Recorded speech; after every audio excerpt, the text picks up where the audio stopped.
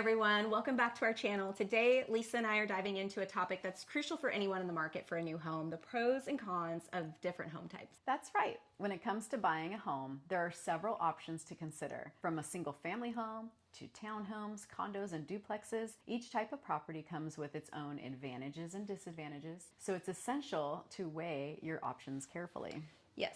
Let's start with single family homes. These are standalone properties typically situated on their own lot, offering privacy and space. And one of the biggest advantages of single family homes is the freedom to customize and make changes to the property as you see fit. Yeah, absolutely. However, single family homes also come with more maintenance, responsibilities, and often higher upkeep costs compared to other type of properties. Plus, they may require a larger upfront investment. That's right. So let's talk about townhouses. Townhouses are multi-level properties that share walls with neighboring units, and they often offer a lot of amenities like community pools, gyms, and they may have lower maintenance costs than single family homes. Yeah, that's true. However, townhouses also come with shared walls, common areas, which means less privacy and potential for hearing other noises from the homes. Plus, there's probably a homeowners association fee too.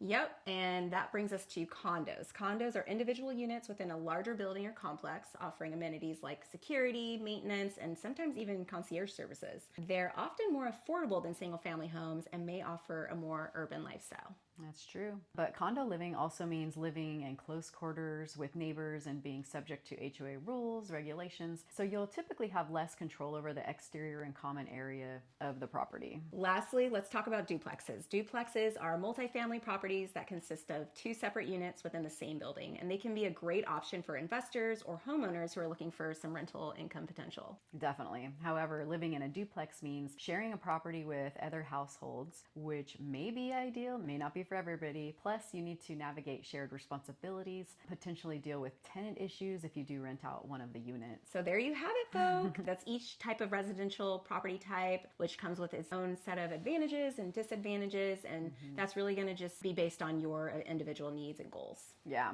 and as always, if you have any questions or need assistance navigating through the home buying process, don't hesitate to reach out to us. We're here to help. Yeah, thanks for watching, and be sure to like, subscribe, and hit that notification bell so you don't miss the next one. See you next time. Bye. Bye.